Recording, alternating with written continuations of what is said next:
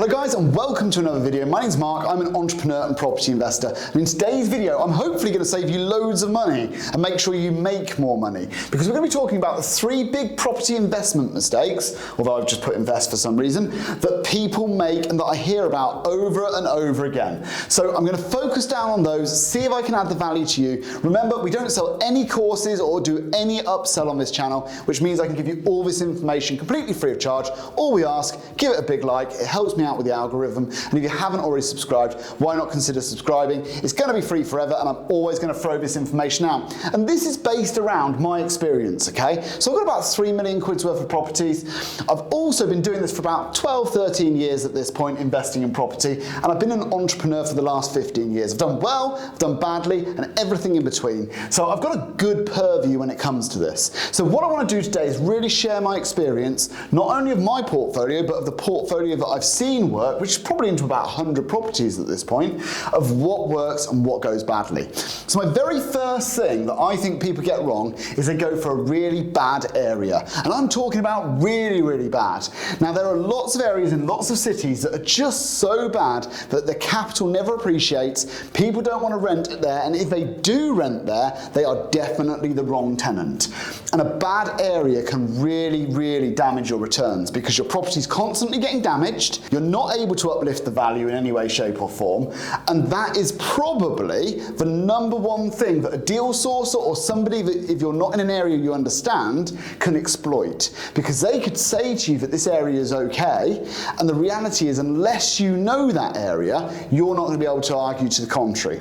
Now there's lots of towns, in towns you don't really get terrible areas, right? It tends to be cities, but equally there are some towns where you can find these little pockets where you wouldn't want to be purchasing. Quite often they're identified by a couch in a garden or people drinking and smoking weed outside or whatever. You can tell the areas that you just wouldn't want to be buying in. So my number one thing is a bad area.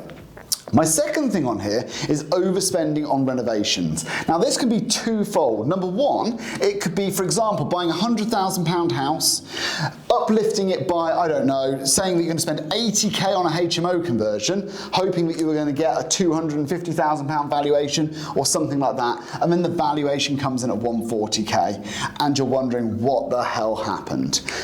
Adding to that, it's in a bad area and you're not renting the rooms out as quickly as you'd hope. Now this might sound a little bit far-fetched, but it's a real life example from someone I know who bought something for 100, spent 80, the 80 was supposed to be 60, it became 80, it then got revalued at 140, which he was told it'd be 250, and he then only had 1 of 5 rooms rented out for over 6 months.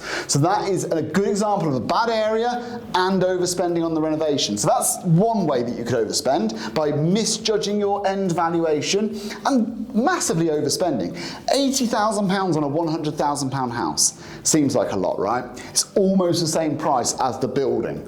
Now the second way you could do it is by over-kitting. So let's say, for example, you were buying in an area that's 4 or 5. Let's say, for example, you bought a 170k house. Now when you're renovating that, you don't want to have solid granite work surface or anything like that. Marble is definitely out of your budget. You are looking for budget materials, and really a full reno on a 170k property would be between 30 and 40k, and that's a back to brick kind of scenario where you're doing kitchens, bathrooms, the lot, recarpet, re-walls, electrics, everything. 30 to 40k is roughly where you're going to be.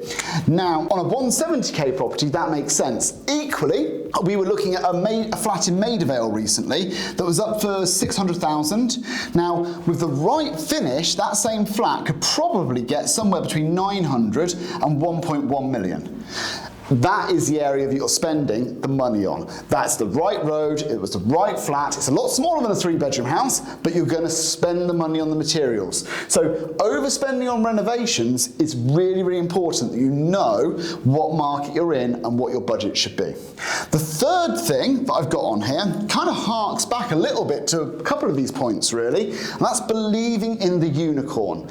Almost every deal that I've seen that's gone wrong is where somebody has been overpromised, and they're looking at something and thinking, This looks incredible. Of course, quite often that cannot be the case because capitalism in a market this vast with this many market participants doesn't misprice properties that often, and certainly not to the extent that sometimes people think. So this would be an example. This 100k purchase, 80k reno, end value 250, no, end value 140, and of course you don't get all your money out and you don't rent it out because it's in a bad area.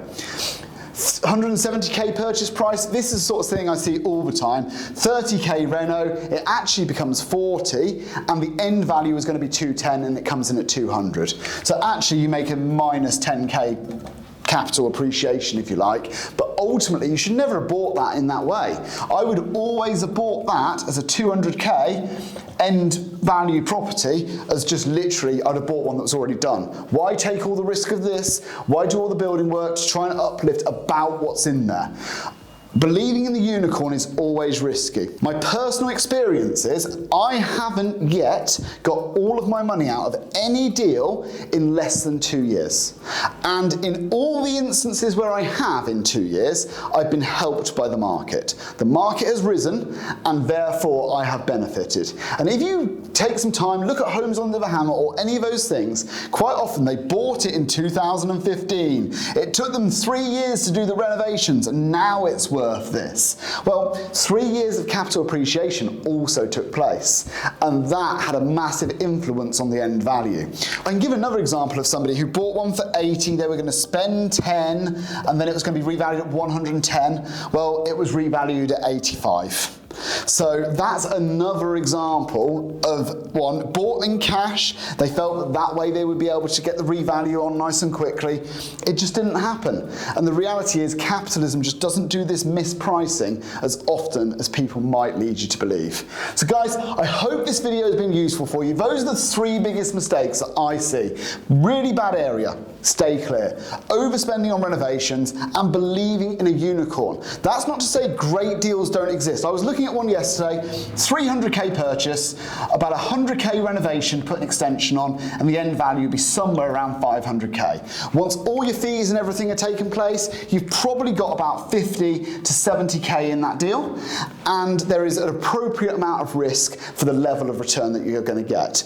Now, if someone was telling me that the renovation was going to be 50k and the end value was going to be 400k, there's just not enough fat in the deal for it to be worth doing. So I hope this, guys, will give you some value and that you'll be able to avoid making some of these big mistakes. Put down in the comments any of the mistakes that you think I've missed off. I only wanted to do 3 on this video, so maybe I'll do another one with some of yours. So guys, do that. I will read every one and reply to all the comments, and thank you all so much for subscribing and watching. See you soon.